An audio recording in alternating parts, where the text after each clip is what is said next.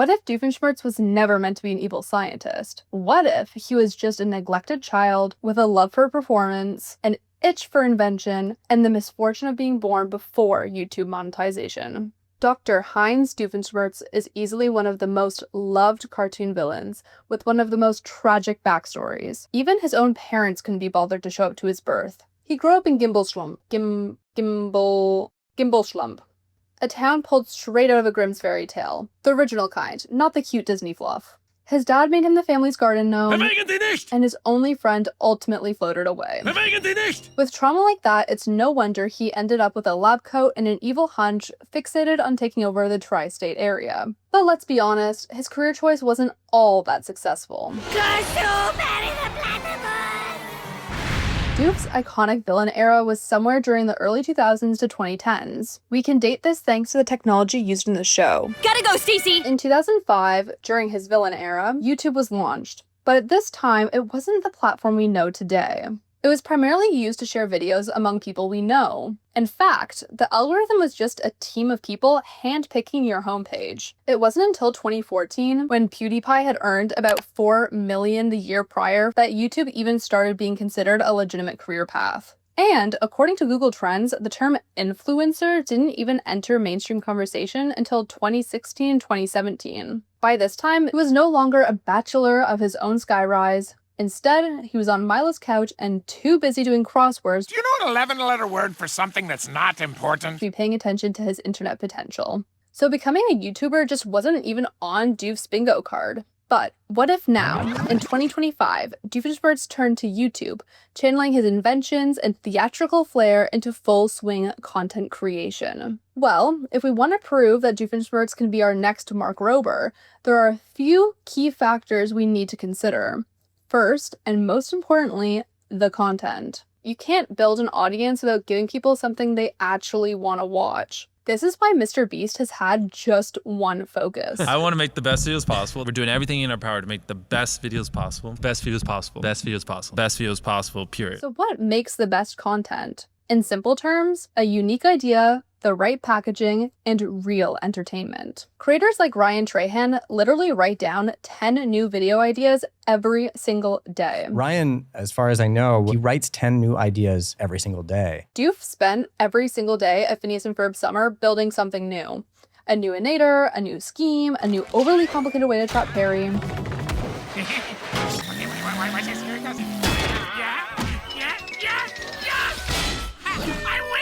So idea generation is not in short supply.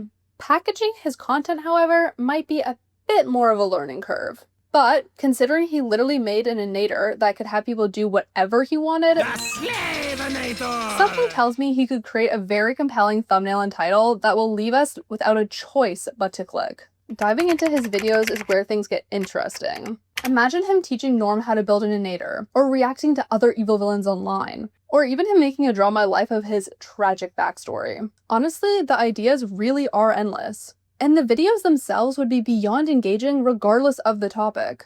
As humans, there are a few key factors that drive how we're entertained. We love to learn, we love to laugh, and we love a good performance. And Doofenshmirtz doesn't just check one of these boxes, he embodies all three. He can educate, physics, genetics, robotics, you name it.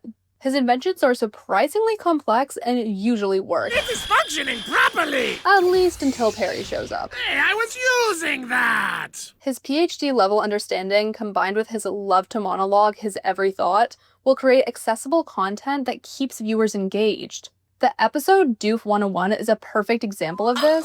The ethics were a little out the window. Oh, that's unfortunate. But the science held up and the students stayed engaged. This is what I was talking about. And whether it's intentional or not, Doof is a natural comedian. He's always saying or doing something that leaves us laughing. Sometimes at him, sometimes with him, but always because of him. It's almost as if he was created as some sort of comic relief. Ha-ha, you missed! Hits Milchmertz in the toe. Ow, ow, ow, ow, ow. And finally, he's a performer at heart. Whether he's singing, dancing, or delivering a monologue, he loves to hold a stage. So unlike most creators who maybe have one or two entertaining qualities, Doofenshmirtz has several. which is also why his content creates the purple cow effect. You know, if you're driving down the road and you see a cow, who cares? It's a fucking cow. But if you're driving down the road and you see a purple cow, something you weren't expecting, you're going to go, holy shit. And you're going to go tell your friends about it. You're going to remember that. You'll probably even think about it randomly once every couple of years. Why the fuck was there a purple cow? Putting Doof's qualities together creates a unique piece of content ready for virality by design. But the question then is, would he be able to capture it all? In short, yes. Not only is it 2025 when creators can film and edit right on their phone, but he also has a literal cameraman and editor ready for the challenge. Norm, his custom-built robot just as helpful as he is insulting. How do I look? Like a pharmacist in a bow tie. But even with great content, the best creators inevitably come face-to-face with burnout. It's caused by chronic stress from overwork, emotional exhaustion, and a lack of meaningful reward. Common in creator spaces where output is high and feedback is inconsistent. But Doof isn't most creators. As a child, his parents forgot he existed, his brother stole the spotlight, and he was literally disowned and forced to live with ocelots. According to trauma psychology, individuals with early emotional neglect often develop attention-seeking as a coping mechanism. So these formative experiences created a deep-rooted craving for recognition. For Doof, the constant demand to create content wouldn't drain him, it would energize him. The pressure to perform isn't a threat to his well-being, it's exactly what he so desperately needs. So we've got the ideas, the execution, and the entertainment with zero burnout. But the final piece of the content puzzle? Engagement. Because content doesn't just go viral just because it's good. But mine! Breathe! Ow! That was a stupid design. It goes viral because people interact with it. And Doofenshmirtz's content is practically engineered to foster engagement. His inventions trigger curiosity and questions, leading to comments like, where did that chicken come from? Or, couldn't this invention solve world hunger? His tragic backstory builds empathy, triggering support, sympathy, and shareability.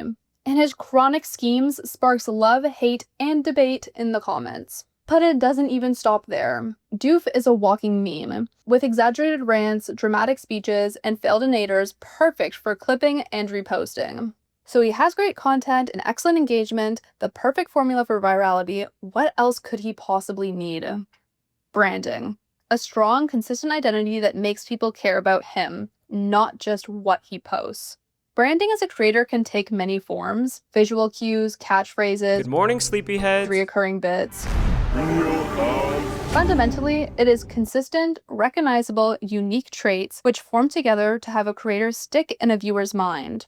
If I can say to a friend, you know that guy in a lab coat who's always trying to take over the tri-state area, and they immediately know who I'm talking about, then you've nailed it. The goal is to be so distinct that someone can describe you without even saying your name. You will remember the name of Heinz Doofenshmirtz! Could I still get my whole wheat on rye? Sure, what's your name? In advertising, there's the rule of 7, which explains that a potential customer needs to interact with a company about 7 times before making a purchase.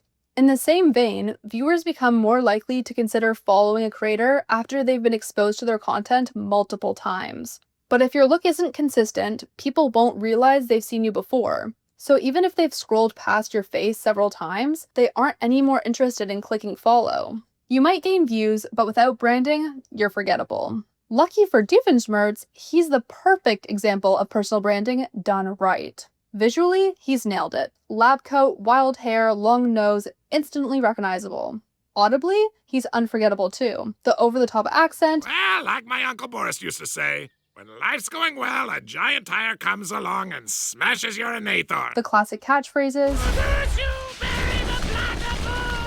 even the core of his character, a lovable evil scientist, is branding in itself. I'm just going to lie down for a bit. I promise I'll be more evil next time. It's unexpected and distinct. And if he leads into that arc online, going from misunderstood villain to beloved internet mentor, it adds emotional depth to his identity, giving audiences a reason to not just watch, but follow the whole journey. MatPat has explained that its success on YouTube starts with finding your community, the channels your future subscribers are already obsessed with. And when you look at channels like Michael Reeves, Colin Furs, and Vsauce, you can see there's a massive audience hungry for educational content that's smart, surprising, and a little weird. Doofenshmirtz doesn't have to copy their branding, he just has to carve out a new angle they haven't touched. So now we know he'll be a viral success, gaining both views and followers. There's only one thing missing: funding. Before you say he owns a skyscraper, remember, that's back in the Phineas and Ferb villain era. We are now 2025, post Milo Murphy. The penthouse is gone, and Doof was last spotted couch surfing. His financial situation isn't looking so good. But unlike most startup creators, he isn't even motivated by money. His daughter's grown, he's single, the only person he is caring for is himself, and let's be honest, he doesn't seem all too worried about that. What he really craves is recognition, admiration, and let's be honest, influence. For Doof, brand deals wouldn't be to pay the bills. They'd be about status and their cool factor. His selective approach, not just taking the deal for the money, creates authenticity that resonates deeply with viewers. 67% of audiences say honesty is what makes brand collaborations actually worth watching, leading to more sales for the brands and bigger paychecks for Doof. So he will say it's for the cool factor, but the irony is it also fixes the rent issue. And he wouldn't stop at sponsorships. Doof would take such pride in selling his own merch. He wouldn't sell his inventions because they're too prized to him. Instead, think limited edition lab coats, quirky bobbleheads, or even a toy chickeninator. So it really does sound like Doof would make a great YouTuber. He's got the content, the branding, the funding. There's just one teeny tiny detail we've conveniently ignored. Doof would never post. Not after this viral video. I am a superstar! It became so popular, Doof was unable to step outside of his apartment. Hey, look! It's that idiot from the video! And that's just my kitchen! He wasn't feared or admired. He was mocked, humiliated globally. That is so humiliating. I had to send this to Jeremy and Jenny, the track team. According to Milo Murphy's Law, the clip eventually got up to 7.3 billion views. The embarrassment drove him to create an innator designed to erase the memory of his humiliation from everyone's mind.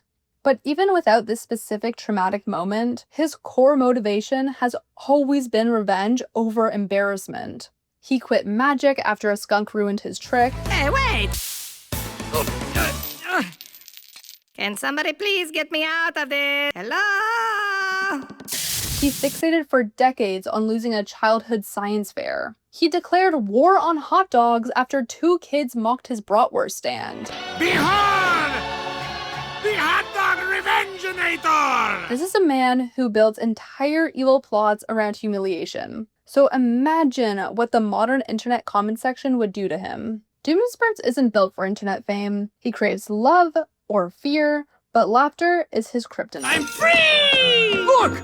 It's that idiot from the video again! Let's use mockery to keep him inside. I have an ouchie in here. No matter how perfect a creator he'd seem on paper, in reality, he'd never risk going viral again. But the truth is, we already have Doofenshmirtz. Or rather, the mastermind behind him. I'll even sing a song. I would argue, even better.